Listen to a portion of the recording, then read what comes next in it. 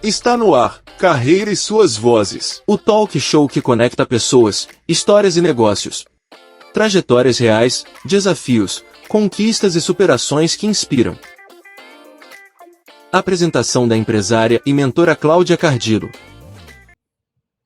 Olá, seja muito bem-vindo, muito bem-vinda a mais um episódio do Carreira e Suas Vozes, um espaço onde histórias reais se transformam em inspirações para quem quer crescer, inovar e construir uma trajetória com propósito. Eu sou Cláudia Cardillo e hoje eu converso com uma convidada que representa não só competência técnica, mas também visão de futuro e transformação dentro da engenharia brasileira. Estamos falando da engenharia civil, Sheila Lima, sócia da Balis Construtora, que vem se destacando nacionalmente pela implantação de uma nova geração de obras que chama-se Light Steel Framing, inclusive em projetos de grande escala, como o da rede McDonald's, com mais de 20 obras entregues desde 2019. Ela tem mais de 25 anos de experiência em obras rápidas e Sheila acumula avaliações máximas em qualidade, pontualidade, gestão técnica, além de compartilhar seu conhecimento e rotina, que é muito interessante, por meio do Instagram Obras 5.0, inspirando profissionais e fortalecendo a presença feminina no setor. Hoje vamos falar sobre carreira, inovação, desafios e liderança com o futuro da construção civil. Sheila, seja muito bem-vinda, querida, ao Carreira e Suas Vozes. Obrigada, Cláudia. Obrigada por essa apresentação, não? Tão linda. É gostoso quando a gente ouve falar da gente, né? Pois é, contou uma historinha super legal, obrigada. Principalmente porque muitas vezes a gente trabalha tanto que às vezes a gente não para olhar o que a gente está produzindo e o que a gente está fazendo. Então, por onde a gente já passou, né? A gente olha às vezes aonde a gente está e parece que foi mágica, né? Exatamente, na verdade não foi mágica, quando o outro fala, vem com reconhecimento, né, e é muito gostoso, né, parabéns pela sua trajetória, né, mas eu quero saber mais de você, quando você começou na carreira, Sheila, como é que era o espaço para as mulheres na engenharia? Eu tenho formação aí de quase 30 anos, 28 anos eu acho, mais ou menos, na engenharia, né? Na verdade, tem 30. Bastante tempo, na né? verdade, e assim, as mulheres já tinham um certo espaço. A gente é minoria, né? Acho que a gente tinha uma turma ali de 40 alunos, 6 mulheres a 8 mulheres, né? Mas algumas áreas da engenharia já tinha espaço para a mulher, né? No canteiro de obra, um pouco menos, não é? Principalmente quando a gente fala lá daqueles profissionais mais antigos, aqueles senhores, né, que foram educados de forma diferente, que tinham as suas mulheres, às vezes, em casa, somente fazendo as tarefas domésticas, né. Hoje eu já vejo isso completamente diferente, né. Você me pergunta se eu tive, talvez, dificuldades, né. Eu acho que um pouquinho a gente tem, mas eu entendo que as dificuldades que uma mulher tem no canteiro, às vezes estão relacionadas mais à sua própria insegurança, por ainda estar no início, né, da carreira, ou ainda se posicionando dentro do seu lugar, né, dentro de uma obra, por exemplo, do que com o preconceito das pessoas em si. Porque o preconceito, às vezes, você consegue quebrar, né? Vai com jeitinho, com carinho, quando você vê aquela pessoa que estava olhando para você, nossa, essa mulher vai mandar em mim, quando ele olha e fala assim, nossa, essa mulher está aqui para me ajudar, né? Então, quando você consegue mudar isso, você vai, né, conquistando o time. E não é de um dia para o outro, né? Essas coisas a gente vai percebendo com o tempo ali, aprendendo. Exatamente isso, eu acho que a mulher, ela tem uma capacidade de ouvir mais e de acolher mais o outro, né, independente de você não misturar, né, a situação de vida pessoal com o profissional dentro do canteiro, a mulher, ela traz esse olhar com mais atenção e mais cuidado para o espaço, né. A gente consegue, eu e as meninas, a gente consegue trazer um clima melhor para a obra. Eu nem sempre, né, quando eu tô brava, mas geralmente as outras mulheres que estão comigo, né, que têm funções de menos cobrança com a equipe, são parceiras, a gente dá uma risada juntos. Ah, que delícia, isso é maravilhoso, né? Ter um ambiente de trabalho saudável e que só aumenta a saúde mental, né? Principalmente Porque, num ano em que a gente vê a implantação da NR1, né? Que é extremamente importante a gente cuidar da saúde mental, né? verdade. Sheila, me fala, por que você escolheu engenharia civil? Então, eu morava em Maringá, no Paraná, né? E eu, assim, quando eu entrei na faculdade com 16 para 17 anos, agora vocês estão fazendo as contas aí, né? Muito nova, né? E ah, na época eu achava que eu queria arquitetura, mas meu pai não deixou eu estudar fora. Não deixou, eu teria que estudar em Londrina, né? Maringá não tinha arquitetura.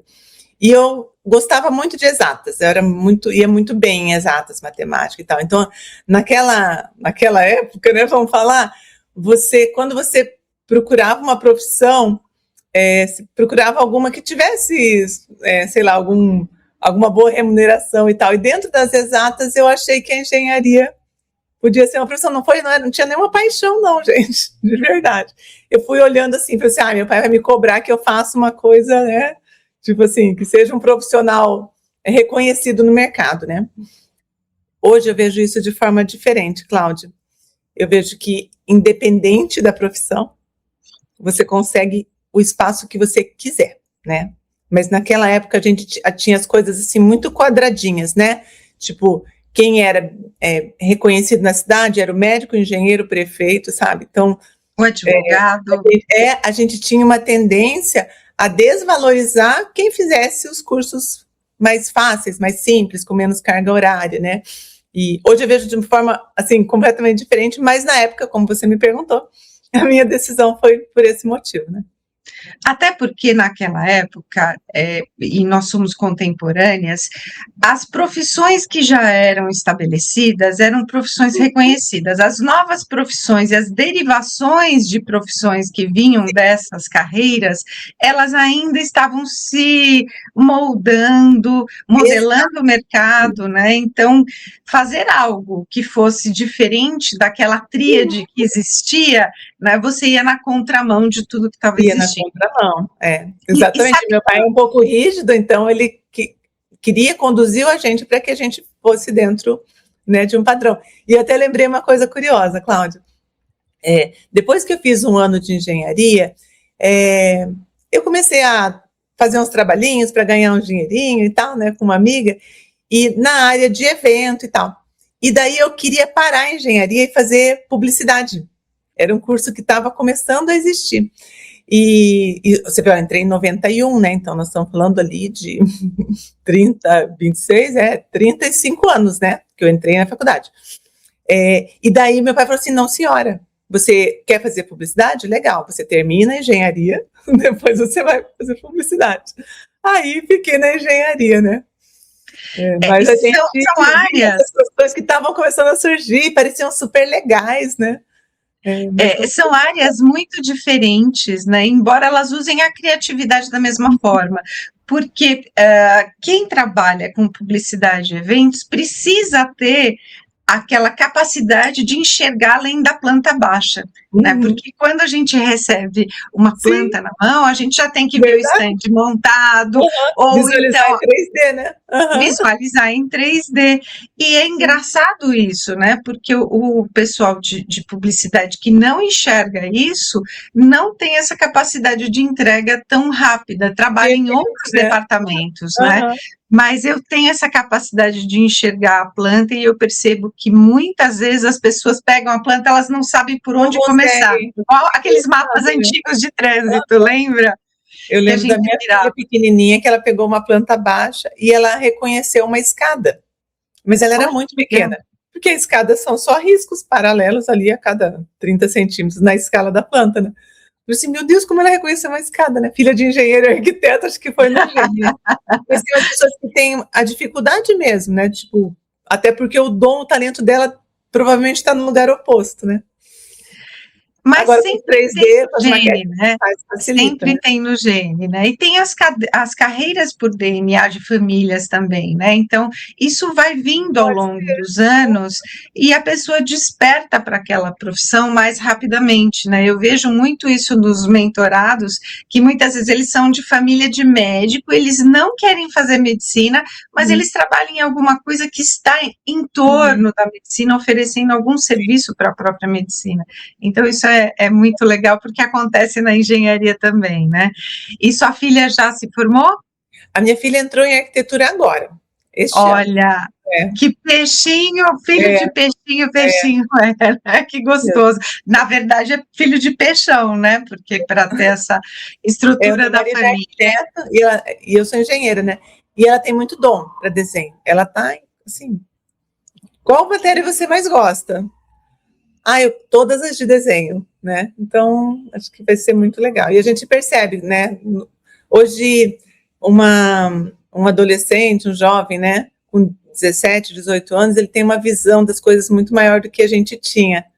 Né? Muito maior, não tem como negar, né? E eu percebo que ela andava na rua, assim, mesmo ela não falando que ia fazer arquitetura, ela olhava os prédios e ela criticava. Olha, nossa, esse ficou legal, né? Ai, que estranho aquele detalhe. Então ela estava sempre assim, meu Deus, como ela olha para o ambiente, né? Olhava a evolução de obra. Essa andou rápido, essa andou devagar, porque o caminho de casa a gente passava sempre, né? Então o olhar já estava ali puxando, né? E o meu marido Que muito discreto, bonitinha, né? quietinho, sem pressionar ela, né? Nunca falou nada. E de repente, 6 meses antes do vestibular, vou fazer arquitetura. Quase que eu Que falei assim, eu legal. já sabia, né, que não ia ser engenharia. Parabéns, isso é maravilhoso, né? Até porque a criança ela vai percebendo as diferenças de estilo, né? E a arquitetura tem muito isso, que nos primeiros anos eles levam, né, os estudantes para a rua para ver Sim, exatamente isso, né? Então é muito é legal, né? gostoso, né? Deixa eu Ela começar os já vem com cálculos, isso. que nós vamos conversar de novo, se está gostando desse curso. Ai, que delícia! Parabéns, maravilhoso. E você percebe uma mudança muito grande de mulheres e a presença feminina dentro dos canteiros de obras hoje? Sim, É eu diferente percebo, do que era 30 anos atrás? sim, eu percebo. Eu percebo que as mulheres elas se identificam já com a obra, porque tem um talento muito comum nas mulheres que é multitarefas, né? Acho que nós somos feitas para isso, para sermos multitarefas, né? E numa obra você tem que ser multitarefa, a não ser que, claro, você esteja numa construtora muito grande que divide todas as tarefas da obra para cada um, né? Um é só qualidade, outro é só medição, né? Mas na nossa realidade do dia a dia, a gente tem que ser desde compradora, freteira, né? Às vezes acalmar os ânimos dentro da obra e somar a parte técnica, né? Então a mulher, tendo a parte técnica, tendo cursado, né, uma engenharia, uma arquitetura, ou tendo tido uma vivência técnica na área, com o talento da multitarefas, ela consegue, nossa, desempenhar muito bem. E ela se realiza, né?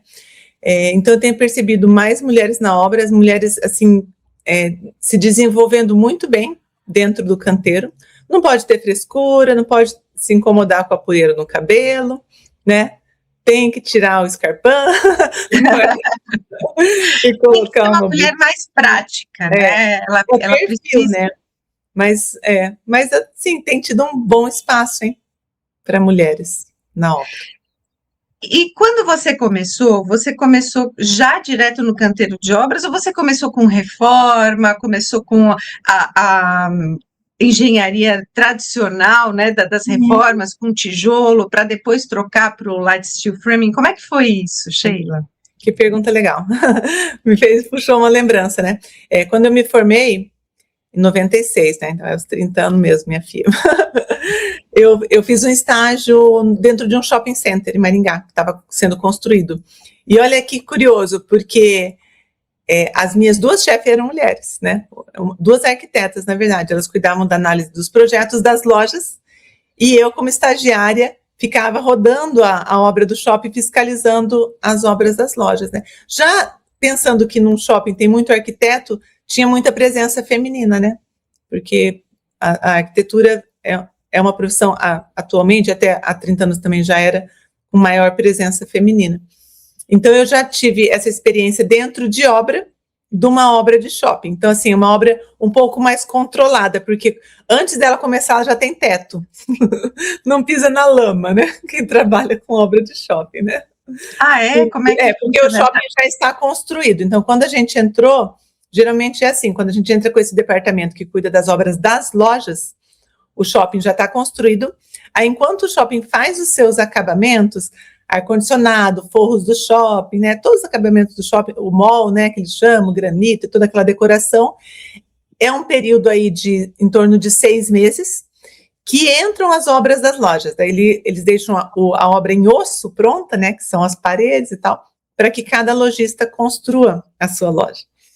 Então, foi uma experiência super legal, embora eu não tenha tido muita experiência com fundações, com obras mais pesadas, eu tive uma experiência com muitos itens de uma obra em pouco tempo, quando eu fui estagiária, né? Aí depois essa construtora me convidou para 2 anos depois, né? Tipo, tive um período ali de tentar buscar lugar no mercado, fazer coisas fora da engenharia, né? Me lasquei um pouquinho. Né? Depois de 2 anos, essa mesma construtora me convidou para fazer esse departamento desse mesmo trabalho em Jaraguá do Sul, que é onde eu moro hoje, em Jaraguá. Então faz mais de 25 anos que eu estou lá, em Jaraguá, e entrei nesse mercado de obra comercial. Aí por isso que eu acabei parando aí no que eu faço hoje. O que difere utilizar o light steel framing? O que é uma obra comercial de uma obra industrial? Explica um pouquinho para a gente. Sim. Bom, eu vou te dar um exemplo nas obras que a gente faz para o McDonald's, tá? Porque vai ser bem facinho de explicar. Nas obras de shopping, que a gente estava falando antes, já são elementos mais leves, né? Paredes de drywall, forro de drywall. Então, assim, você não tem uma obra muito pesada, porque essa parte da obra ficava, então, com o empreendimento, com o shopping. Aí, quando eu comecei a fazer os McDonald's de rua, né? Drive-thru, são 15 anos já, Cláudia, fazendo isso. Que delícia, gostoso, né? 15 anos, ó. E daí, os primeiros 10 anos, eu fazia as obras do Mac em tijolos. Então, elas tinham que ser obras rápidas, porém em tijolos. Então, a gente entrava no canteiro, limpava o terreno, fazia a fundação. Às vezes, levantava pilares de concreto, com forma, né, de concreto, e cobria. Aí, você cobre a obra, você consegue deixar que algumas empresas comecem umas instalações, mas a chuva ainda atrapalha muito. Enquanto isso, ia os pedreiros subindo os tijolos da parede, depois fazendo reboco externo, reboco interno, paredes internas e tal. Eu tenho Quanto tempo, você falou que essa obra é rápida, né? Quanto tempo demorava isso? A gente levava no máximo 4 meses, desde as fundações até inaugurar, né? Depois eles começaram a apertar um pouco a gente no prazo, aí a gente tinha que fazer um pouquinho menos, tá? 100 dias, 110 dias. Só que como que você faz uma obra em tijolos num prazo muito curto? Colocando muita gente. Então, eu tenho um número muito legal para as pessoas entenderem a diferença de você construir em tijolos para você construir em construção a seco. A gente entrava com 6 pedreiros fazendo formas, fundações ali, que não adianta colocar muita gente, que não tem frente de trabalho para todo mundo. Depois que a gente, quando a gente ia começar a concretar as fundações, a gente elevava essa equipe para 8 pessoas. Só pedreiros, tá? Sem encanador, eletricista, isso aqui era outra parte. Quando eu começava a subir tijolos, porque, gente, tijolo é 1 a 1, né? É colocar... a gente tinha que elevar essa equipe para 12 a 18 pessoas. Imagina, você ter um canteiro pequeno, que você tem que só de pedreiro ter 18 pedreiros. Uau, um número grande. A realidade da construção civil, eu até faço uma brincadeira, assim, né? Tipo, não tem 10 pedreiros bons, muito bons. Não existe. Nossa, Sheila, que mentira. Claro que existe. Não existe na mesma obra. Se você tem 10, 2 são bons, 3 são bons, 2 ou 3 são meia colher, que eles chamam. Alguns se arrastam, não são profissionais, mas por não ter encontrado outra colocação, se colocam nesse mercado, né? Falta capacitação. E outros estão ali só para tentar se esconder na obra e ganhar diária. Né? Essa é a verdade, né? Então, assim, quando você tem uma equipe muito grande, ou você tem uma empresa que você tem um controle de treinamento, assim, muito bom, gente, mas eu não vejo, tipo assim, cadê essa equipe? Eu não conheço, né? Então, assim, você tem um nível de estresse muito alto, um nível de desperdício muito alto da própria mão de obra, sem falar no desperdício de materiais. Aí, 10 anos depois, por um acaso ali, se você quiser eu conto essa história, eu fui para o Light to Frame, nas próprias obras do McDonald's. Então, a gente fez a mesma coisa que a gente fazia em tijolos, a gente começou a fazer em aço, né? E o que mudou? Que difere essa obra de tijolo para a obra de aço? De aço. A diferença assim, bom, o tijolo você consegue visualizar, né? Colunas, empilha tijolo, bem bonitinho, faz todo o processo construtivo, betoneira, areia, reboco, todo aquele canteiro de obras, né? Chuva atrapalha, umidade atrapalha. No Light to Frame, ele é um sistema que você monta as paredes antes de você levantá-las.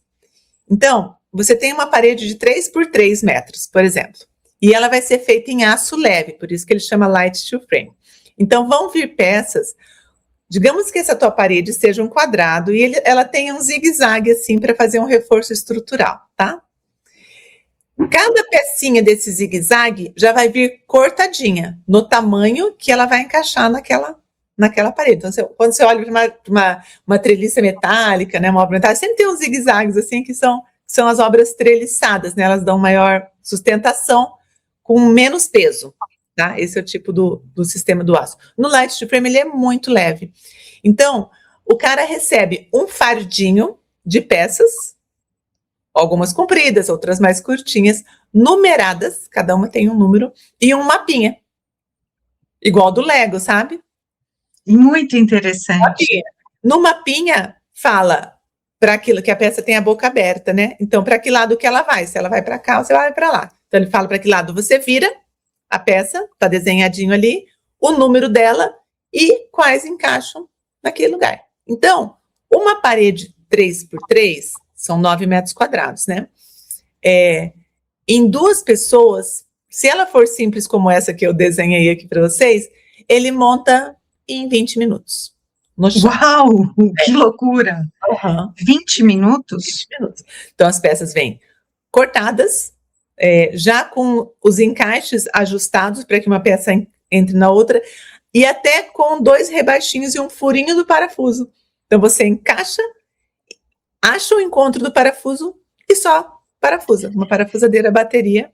Então, mulheres... A parede, ela por dentro do drywall, ela tem essa estrutura, é isso? Isso que eu te contei é a parede de aço, ok? O drywall é um tipo de revestimento dos sistemas de construção a seco, tá? O drywall é um revestimento para você usar internamente, a chapa de drywall. Né? Então, a estrutura de aço do Light to Frame, ela é uma estrutura de aço diferente do aço das paredes de gesso acartonado, é um outro aço, é um aço estrutural, ele tem mais espessura, e ele tem também uma proteção por zinco que evita corrosão do aço. Então, ele é todo um aço, né? E esse sistema que eu expliquei, ele chama engenheirado, no qual o projeto dessa parede é feito antes, uma usina fabrica essas peças vão para a obra e você monta ali na obra. Eu poderia montar fora da obra? Sim. Tá chovendo, não para de chover, eu posso montar essas paredes dentro de um galpão, colocar tudo num caminhão, levar e montar na obra. Isso chama sistema de panelização na indústria, né? O outro você paneliza no canteiro. Então, essa parte é a mais gostosa, é super fácil de fazer. Você poderia colocar mulheres para fazer, sem problema nenhum, não é um grande esforço, né? Só tem que usar luva para não... Às vezes, por um descuido, cortar a mão no aço ali, né? Pode, não é comum, mas pode ter um ponto ou outro, assim, né? Um pouco cortante. E o que foi mais incrível, na primeira experiência que eu tive com o steel frame, foi que eu tinha um ajudante de obra que ele mal sabia ler. Ele não conseguia, assim, ele tinha dificuldade, a gente não conseguia que ele andasse de ônibus, porque ele tinha dificuldade de olhar o número do ônibus, o nome, sabe? Então, ele uma pessoa muito humilde. E eu olhei o Beto, e ele estava olhando para aquele mapinha, e ele sabia ler números. E ele começou a pegar as pecinhas, Cláudia, do mapinha, de montar a parede, e colocasse certinho na posição que ela ficaria montada, né? Quase que copiar o desenho do mapinha para ir colocando as pecinhas no lugar. Quando eu olhei aquilo, eu falei, caramba, o Beto que só carregava peso, jogava areia na betoneira, gente, o dia inteiro aquele homem no sol, carregando peso. Ele estava ali assim, tipo, né, olhando, analisando um desenho e ajudando o pessoal a produzir aquela parede mais rápido, né? Então, para mim foi impactante, sabe? Que esse negócio que você fala, né? A construção industrializada, a construção a seco, que não usa tantos materiais brutos, ela vai melhorar o ambiente da obra, ela vai melhorar a saúde do trabalhador, né? Ela melhora também, a gente tem quase zero de desperdício, né? E o clima da obra como um todo melhora. Você tem menos gente e mais controle, né? Mais tecnologia. Além de dar oportunidade para pessoas que jamais pensaram em fazer isso, né? Isso. E não, nem conseguiriam, às vezes, evoluir dentro da sua profissão, né? Às vezes pode mudar. E pessoas que, às vezes, nem estão na construção civil, que poderiam vir, né, para essa área, por ser um serviço mais leve, né? Porque a gente tem um grande drama na construção civil, que é a renovação de profissionais, né? Não tem renovação, os jovens não querem mais essa profissão. Então, a idade média dos trabalhadores da construção civil tem aumentado. Já há cerca de 15 anos era 39 anos a média de idade de um profissional da construção civil. Há 4 anos, ela já tinha passado para 42 anos a média de idade.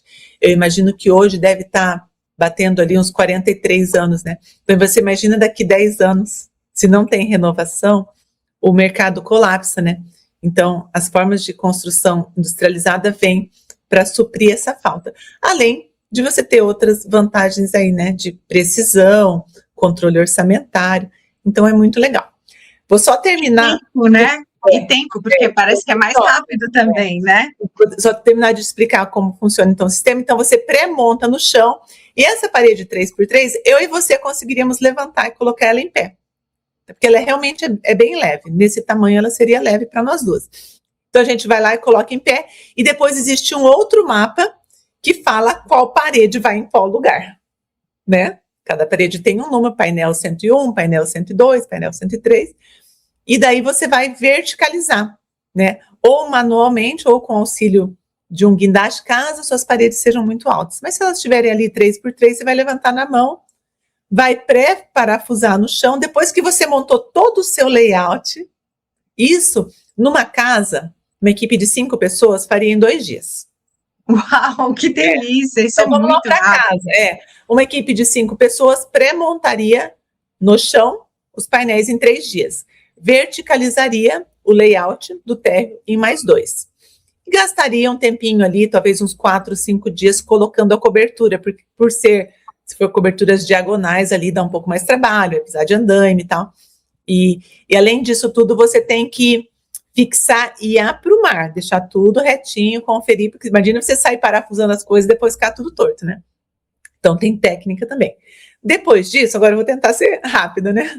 Depois disso, você vem com as camadas, tá? Então, externamente, a gente usa uma membrana que protege, uma membrana de vapor, que protege para a umidade não entrar, mas para que o calor, né, saia, ou, enfim, faça uma troca de temperatura entre que a casa seja respirável, vem com uma chapa cimentícia, às vezes, um tratamento de fachada sobre essa chapa, tá? Dentro você pode usar o drywall, né, as paredes, o gesso acartonado. Existem outros elementos construtivos para você usar na área externa, são várias opções, né?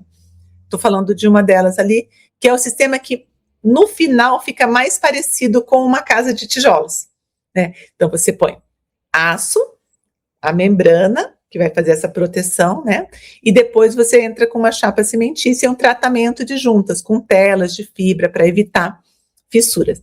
Fazendo tudo certinho, colocando o parafuso correto, com a distância correta de parafuso, tua obra vai durar 30, 50, 100 anos aí, né?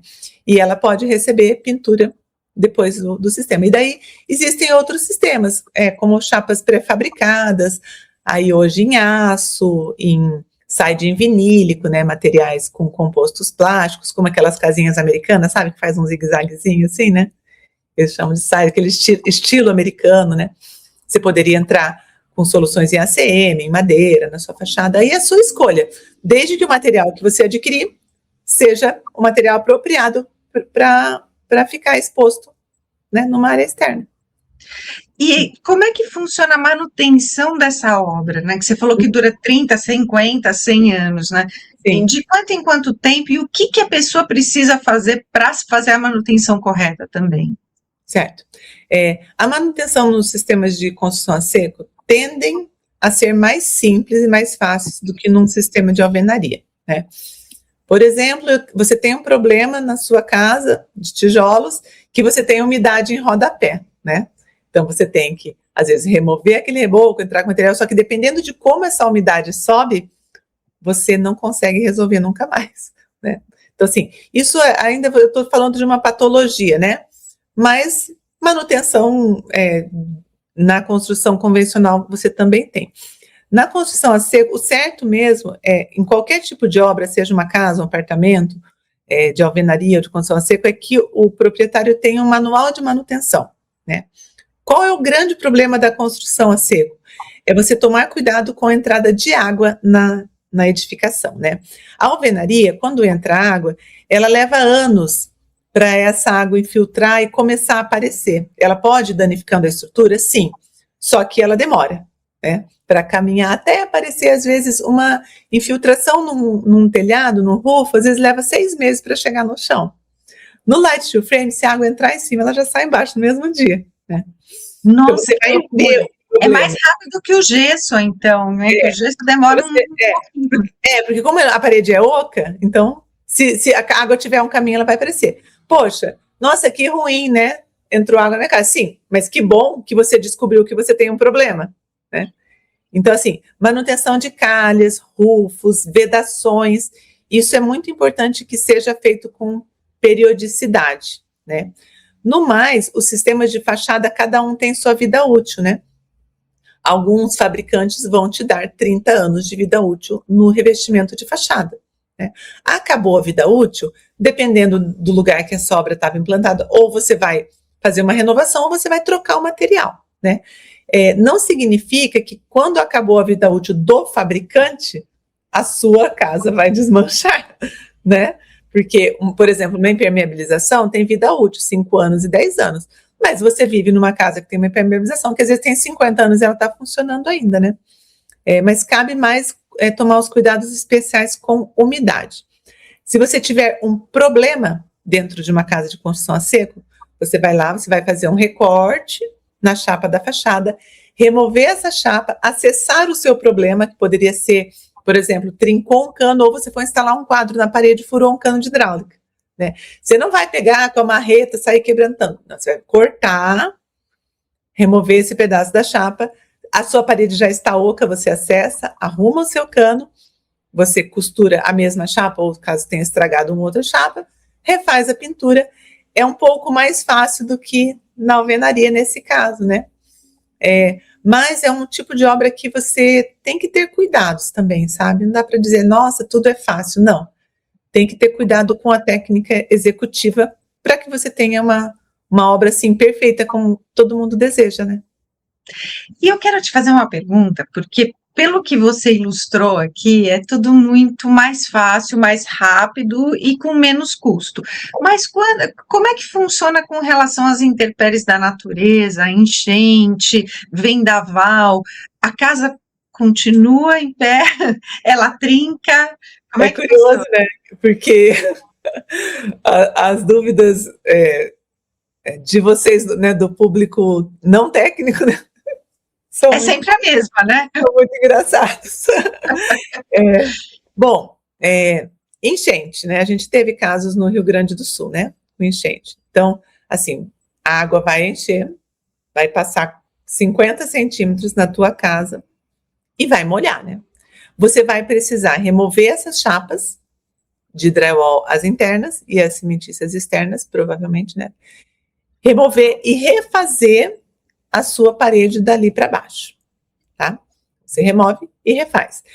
Pode ser que assim, se você não remover as chapas, junto com a enchente vem materiais orgânicos, né? Fungos e tal. Então, assim, você tem essa facilidade de tirar só um pedaço da tua parede e remover, e o aço você pode lavar, ele provavelmente vai estar íntegro, ele não vai ter sofrido com uma enchente, né? Porque ele tem proteções, então você lava e refaz esses acabamentos. Na alvenaria, você vai ter mais dificuldade, porque você não vai conseguir remover o tijolo dali para baixo, né? Você provavelmente vai conviver com uma casa que vai ter esse material orgânico para o resto da vida, né? Talvez você poderia remover o reboco, né? E tentar refazer, tentar esperar um pouco daquela umidade passar, selar, deixar aquele material orgânico lá dentro junto com o tijolo, até porque ele já é um pouco mais orgânico mesmo, né?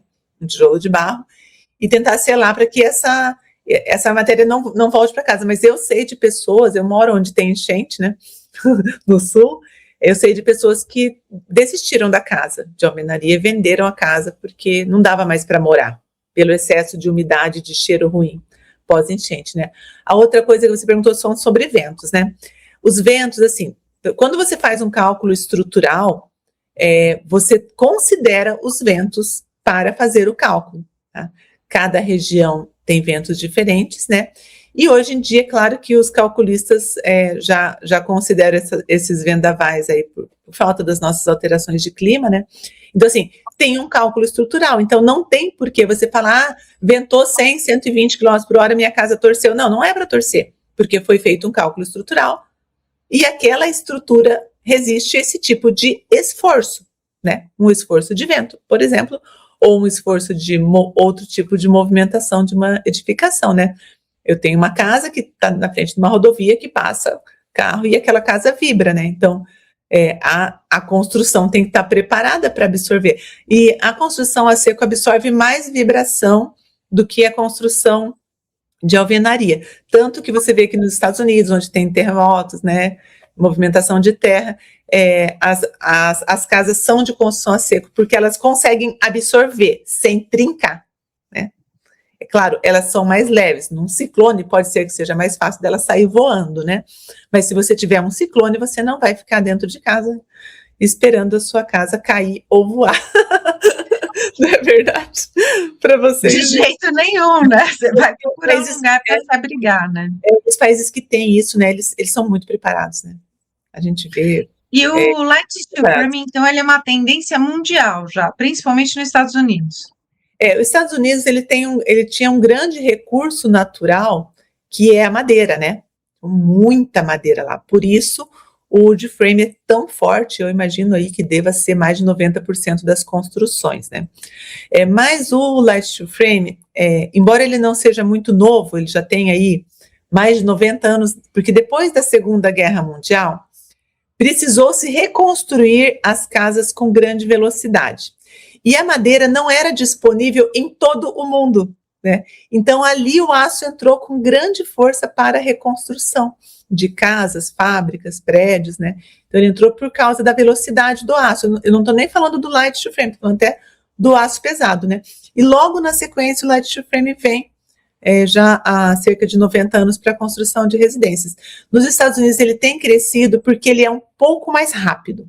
Mais fácil, eu dependo menos da mão de obra do carpinteiro, porque na madeira você fatalmente vai precisar de muitos cortes, né? Então não vai vir o Lego pronto, vai vir um projeto estrutural, as ripas de madeira, mas você vai ter que beneficiar elas na obra, então consome mais tempo, né? Embora seja um sistema super legal também, tá? O wood frame, né?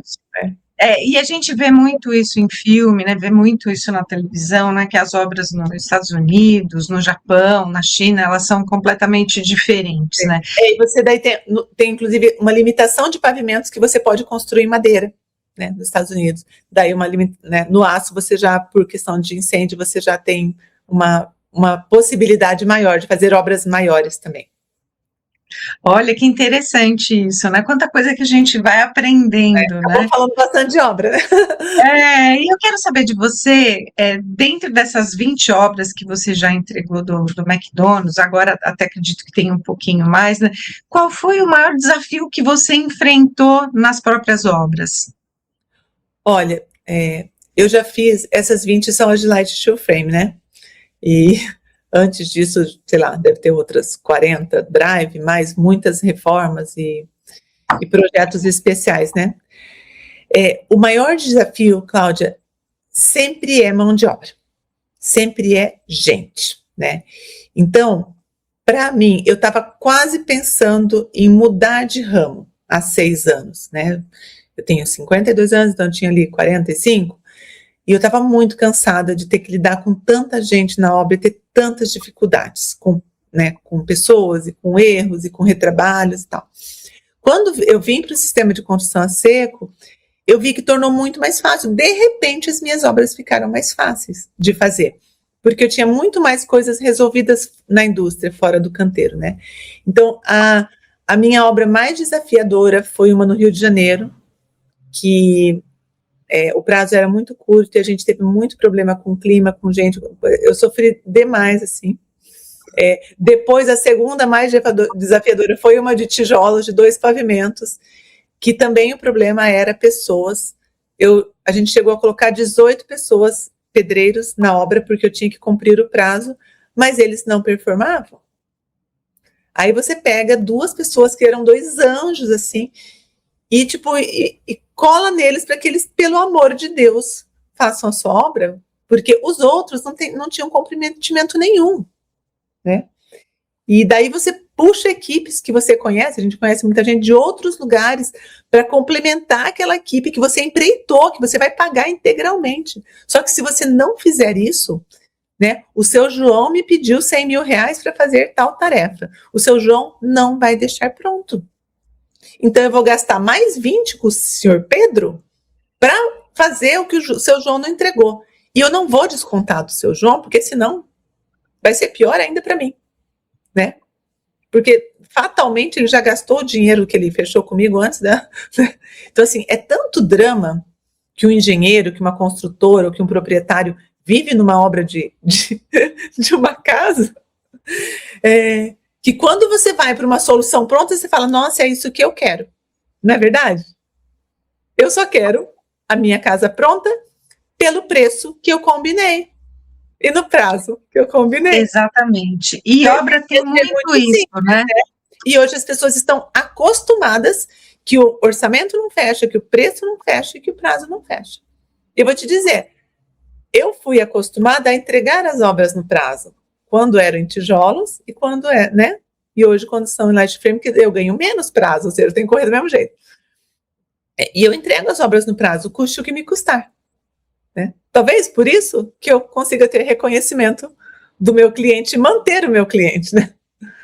Porque eu tenho compromisso com o que eu estou fazendo. E daí você juntar uma equipe, né, que também tenha esse compromisso, que caminhe com você, né? Graças a Deus, hoje eu tenho muita gente comprometida, né? E a gente não faz nada sozinho e é todo esse conjunto que consegue executar isso com sucesso, assim como outras construtoras, né, que também fazem um trabalho semelhante ao meu, também conseguem, né, mesmo em alvenaria. Sabe que eu tenho percebido que ao longo dos anos as lojas de construção elas têm dado cursos de qualificação para esse tipo de mão de obra, para pedreiro, para eletricista, encanador, mas ainda é muito pouco, porque a gente precisa realmente de uma escola que ensine a fazer isso, né? Recentemente eu vi nas mídias sociais que no Nordeste tem um pedreiro que está fazendo muito sucesso, eu não sei se você já viu, mas ele fala que a obra é para gente que quer fazer mesmo, não pode ter mimimi, né? Seja para carregar peso, seja para estar debaixo de chuva. Até a gente, né? Exatamente, né? Então, é um mercado que ainda precisa de muito investimento, de qualificação, porque senão é o que você falou, vai acabar, né? Não tem mais mão de obra ao longo do tempo, né? Você olha para o futuro e fica realmente sem perspectiva, né? De poder trabalhar na construção, né?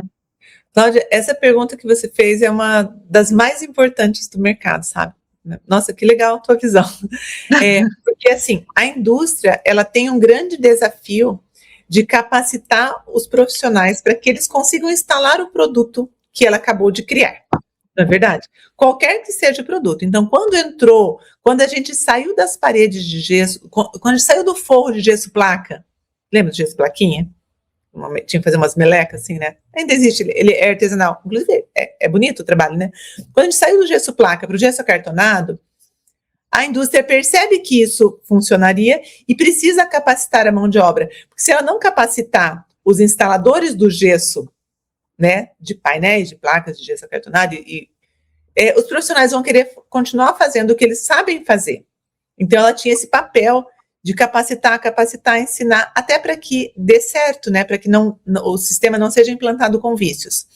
Hoje, a indústria da construção a seco tem o mesmo papel, da própria indústria capacitar a mão de obra para ir para o canteiro. E ela tem feito isso, tá? É um grande trabalho, mas ele sempre parece pouco, né? Porque a necessidade do mercado devido ao colapso da mão de obra, a falta de pedreiros, é tão grande que eu acho que as coisas estão acontecendo de forma atropelada, sabe? A gente está tendo que construir mais industrializado, mais a seco, e não está dando tempo de fazer a capacitação de forma suficiente. E quando eu falo isso, Cláudio, eu vou num ponto mais crítico ainda, que é a capacitação dos profissionais engenheiros e arquitetos, principalmente. Porque hoje, um arquiteto, um engenheiro que se formou agora no ano passado, ele não foi capacitado para os sistemas de construção a seco, né? Ele estudou projetos estruturais, assim, mas, em geral, na alvenaria convencional, construção de concreto armado, e as construções de aço pesado, né, que a gente passa rapidamente por esse tema. E ele não tem a capacitação e nem a visão do que é isso. Não então, sai... a grade curricular, ela precisa mudar também para acompanhar o mercado. Precisa mudar, deve estar sendo inserida aí agora, a partir desse ano, está super atrasada, porque o Light Frame está no Brasil há 30 anos, né? Então, uau! E os profissionais não conhecem, então, a cada 100 engenheiros, eu acho que nenhum hoje é capacitado para fiscalizar uma obra de construção a seco. E quando isso acontece, a técnica pode se perder, porque o profissional montador, ele tem a sua responsabilidade como montador. Ele tem que colocar o parafuso certo, dar o torque correto na parafusadeira, né? Enfim, executar o mapinha lá, montar certinho, não virar a peça do lado errado. Essa é a função dele. Mas o engenheiro, o arquiteto, o responsável técnico pela obra, tem uma função muito maior, né? Que é garantir que a técnica seja corretamente executada, desde a função do projeto, né? Porque esses projetos são feitos também por profissionais que são responsáveis técnicos sobre aquilo que você perguntou, né? E se der o vendaval, minha casa vai sair voando? Não, porque ela foi feita conforme um projeto estrutural pensado para resistir a essas cargas, né, de vento, ou cargas do que você vai colocar nesse prédio, né? Vou te dar um exemplo. Quando você faz uma casa, a sobrecarga de utilização de uma casa, ou seja, quantos quilos por metro quadrado vão no segundo pavimento, é muito menor do que a sobrecarga de um lugar de acesso a público, né? Pensa numa livraria. Qual é o peso de uma laje de uma livraria, né? Uma loja do McDonald's é uma sobrecarga maior, porque ela tem equipamentos pesados que vão sobre essa laje. Então, tudo isso tem que ser calculado por engenheiros e arquitetos. Se um montador vai lá na esquina, começa a comprar perfil de aço e tentar montar o seu escritório, a sua loja, o seu comércio, isso vai dar errado. Assim como dá errado quando se faz errado em alvenaria. Qual que é a diferença da construção a seco para a alvenaria? A alvenaria tem mais cultura. Então, o pedreiro, de tanto fazer, ele já tem uma noção. Qual é o tamanho de uma viga? Quanto aço vai dentro de uma viga para fazer uma casa? Mas quando a gente vai para o Light Frame, não é assim. O tipo de cálculo estrutural é diferente. Não é o mesmo de uma casa. Então, o lugar que essa viga, que esse pilar talvez ficaria na casa, não é o mesmo que ele fica numa obra de construção a seco, né? Tô dando muitos dramas aqui, né? Mas, gente, é isso. Os profissionais estão aí para justamente cumprirem a sua função, né? E nós, engenheiros e arquitetos, temos que correr, porque senão o mercado atropela a gente, né?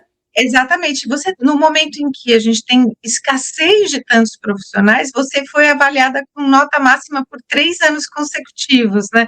Quais são os pilares da sua gestão, Sheila? Pé na obra. Ai, ai. Cláudia, assim, eu acho que um pouco é perfil, né? Eu já fui, assim, mais perfeccionista. Depois eu aprendi que isso não é uma qualidade, né? Então, às vezes, eu estressava muito a equipe por desejar que ficasse, né, tudo muito perfeito. Mas o perfil, assim, ó, o que o cliente contratou de mim? Uma obra com materiais de boa qualidade, com uma parede de tijolo de 25 centímetros, é o que está no projeto, então eu vou executar conforme está projetado. Eu não vou suprimir aço, não vou mudar material para ficar mais barato para mim e entregar algo menor para o cliente. Então, eu acho que começa aí, sabe, você entender o que você foi contratado e o que você vai executar, né? Então, assim, contratar fornecedores também que sejam responsáveis pelo que eles fazem, né? E quando acontece de não ser, você simplesmente ou refaz e já troca o fornecedor, corta a cabeça e vai para a próxima. Então, assim, muito critério, sabe, Cláudia? E presença na obra. Tanto que você olha para mim e fala assim, nossa, ela é uma construtora que atende o McDonald's, faz muitas obras. Não faço muitas. Faço 3 ou 4 por ano, né? Mas as que a gente fizer, a gente vai fazer bem feito, né? E talvez uma coisa um pouco natural, assim, eu pensava assim, nossa, essas obras são todas iguais, e elas eram muito iguais, porque o layout de um McDonald's é muito igual, né? E quando eu fazia de novo a mesma coisa, eu pensava assim, eu tenho que fazer melhor, se eu estou fazendo de novo. Então, cada obra, então, vamos falar assim, 60 lojas drive-thru, cada obra, eu olhava porque eu estava ali, eu falei assim, cara, isso dá para fazer diferente. Essa porta aqui, às vezes, quando está de um lado do vidro, eu tinha um probleminha ali. Vamos colocar uma madeira dentro desse perfil para agarrar melhor esse parafuso? Então, na outra obra eu melhorei nisso. Na outra eu melhorei em outra coisa. E a gente não consegue melhorar tudo do meu primeiro Light Steel Frame pro de hoje, sabe? São 6 anos, são poucas obras, são 20. E a gente, assim, melhoria contínua, né? Você vai sempre melhorando. Imagina que você faça isso no teu trabalho, né? Cada mentorado seu te acrescenta algo que vai fazer você melhorar no teu próximo trabalho, né? Além do que, quanto mais vezes a gente repete e o cérebro aprende por repetição, melhor a gente fica. E é o que você falou, é a melhoria contínua, porque o básico a gente já sabe fazer. Então você vai melhorando os detalhes, é exatamente isso, né? Na minha metodologia, eu fiz exatamente isso e foi aquela virada de chave grande, né? E você faz isso no seu dia a dia porque você compartilha no Instagram da Obra 5.0 a sua rotina. Eu assisti, eu adorei, porque você desmistifica o canteiro de obras. Isso é muito legal, né? Qual é o impacto que você vê de compartilhar o seu conhecimento, compartilhar a sua obra na valorização das mulheres na engenharia? Olha, bom, acho que primeiro, para qualquer pessoa ver, primeiro que as coisas não são fáceis, né? Porque se você achar que é fácil estar numa obra, estar num canteiro, você vai se frustrar, porque não é um ambiente assim, passear no shopping, né? Então, assim, mas é muito gratificante, né? Você veja, quando você me fez a pergunta anterior, né, sobre reconhecimento, gente, isso é o maior prêmio, né? Então, tudo que a gente faz acaba tendo um resultado, né? E o prêmio não é o processo, eu estar lá de dia, às vezes num ambiente que é um pouco cansativo, né? O prêmio é no final do dia você vê que você produziu, que você edificou, né? E quando eu consigo, Cláudia, não é sempre, né? O negócio do Instagram, assim, a gente vai encaixando dentro da rotina, né? Quando eu consigo, eu procuro mostrar as coisas simples, sabe? Tipo, me ajoelhar ali e mostrar um detalhe que a gente teve um probleminha que a gente conseguiu resolver, né? Um outro dia eu procuro mostrar os problemas, né? Nossa, choveu, tá tudo virado numa lama, gente, estamos aqui se lascando, né? Porque as pessoas se aproximam com a realidade, né? Porque a gente escolhe o que a gente mostra lá, né? No Instagram sou eu que escolho o que eu mostro, o que eu não mostro, né? E eu procuro, embora eu não consiga mostrar tudo, colocar um pouquinho de verdade, sabe? Então, colocando um pouquinho de cada coisa que acontece, e aí que eu acho que as pessoas conseguem se identificar. E é muito legal o feedback das mulheres, tá? Embora a maioria dos meus seguidores sejam homens, acho até por causa do mercado, né? É muito assim, nossa, você é minha inspiração, eu me inspiro em você. Eu falei assim, nossa, gente, nem precisa, né? Tudo isso. Né?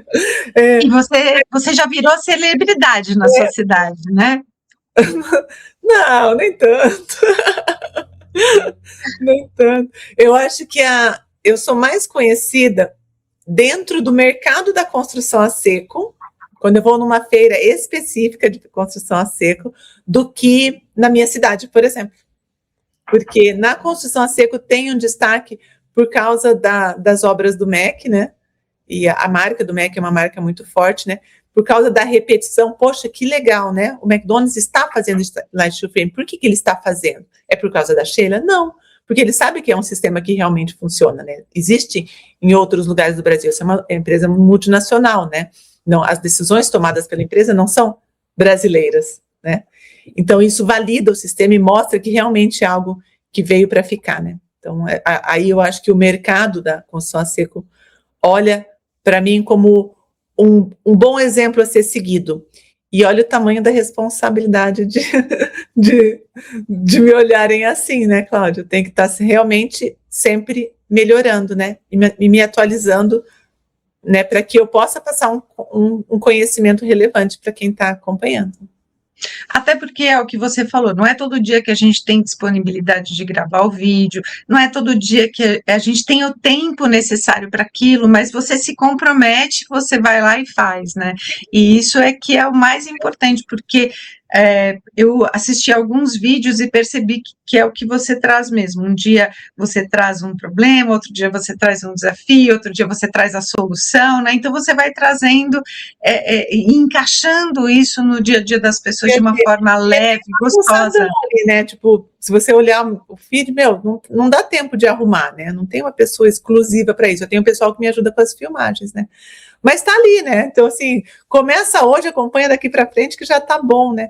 E daí nos stories eu procuro que seja o dia mesmo, né? Se eu tô na obra, quem tá ali vai entender o que tá acontecendo ali, vai ter uma pequena amostra, né? A não ser que eu estou muito brava, gente, tá? Se eu estiver muito brava.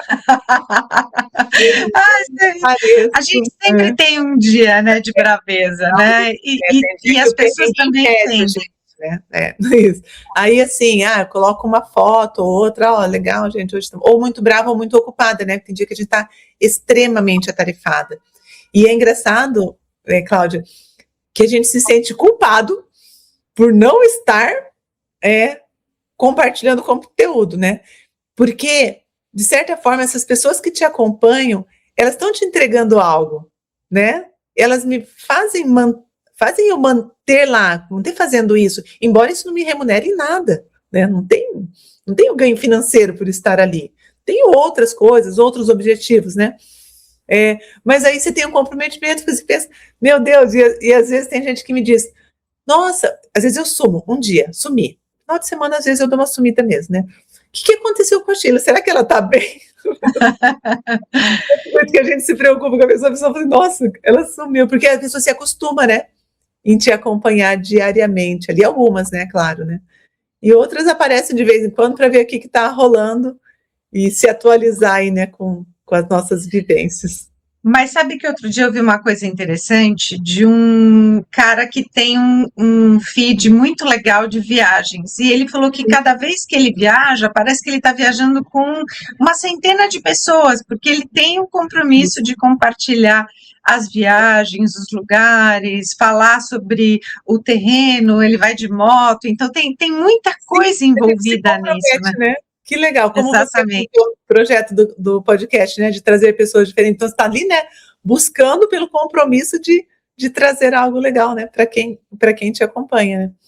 E essa temporada, exclusivamente, ela fala um pouco mais dessas tendências de mercado que hoje elas são mais disseminadas. Você viu, o Light Steel Framing já tem 30 anos agora que se fala mais sobre isso, né?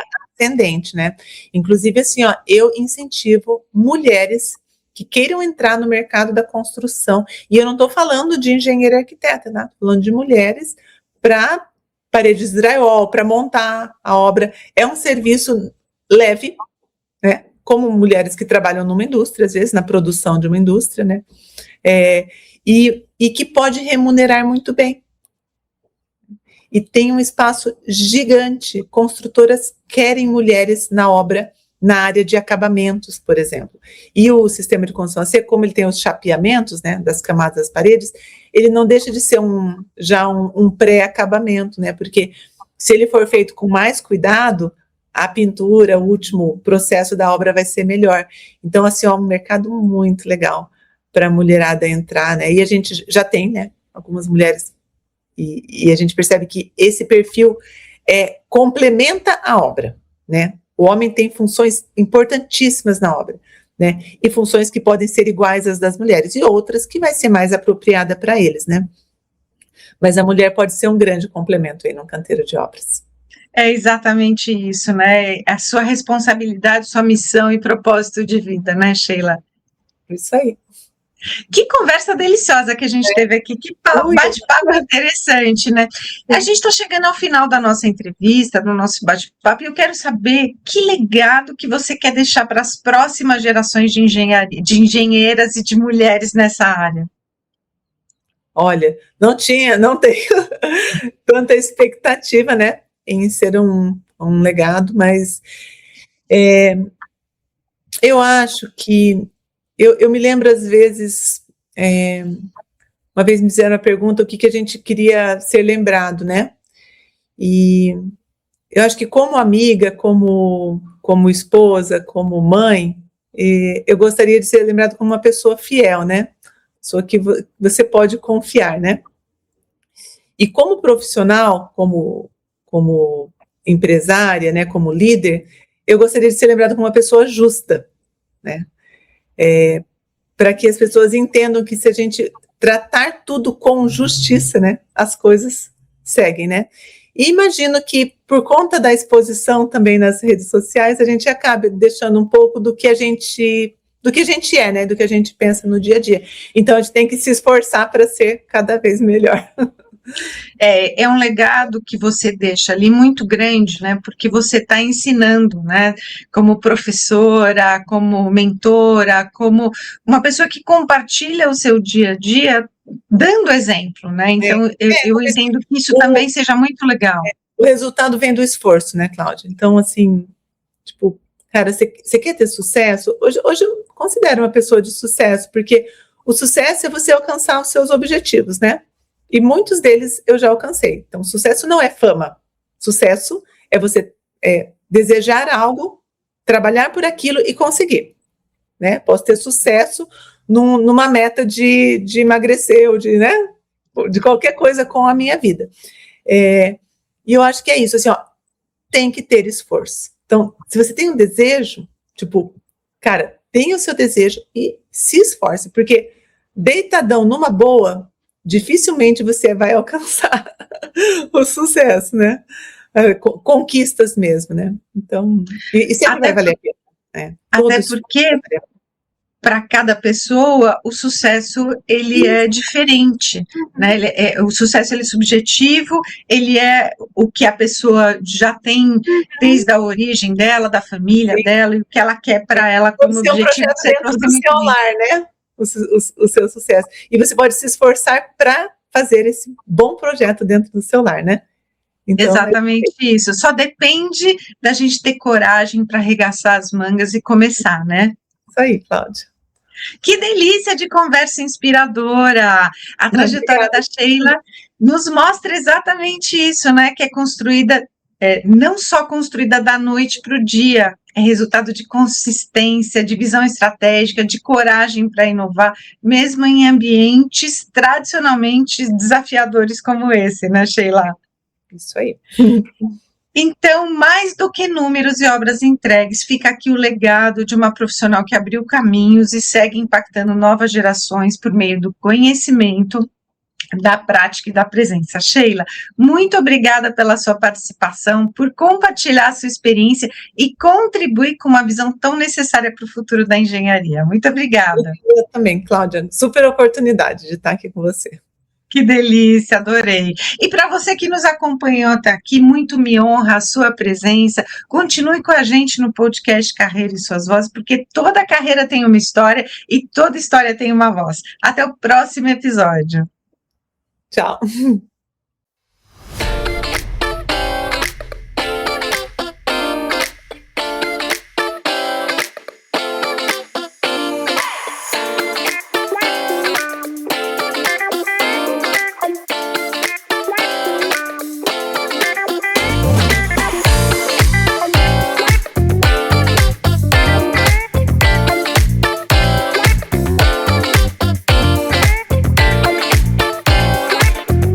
Carreira e Suas Vozes. Sua jornada começa aqui.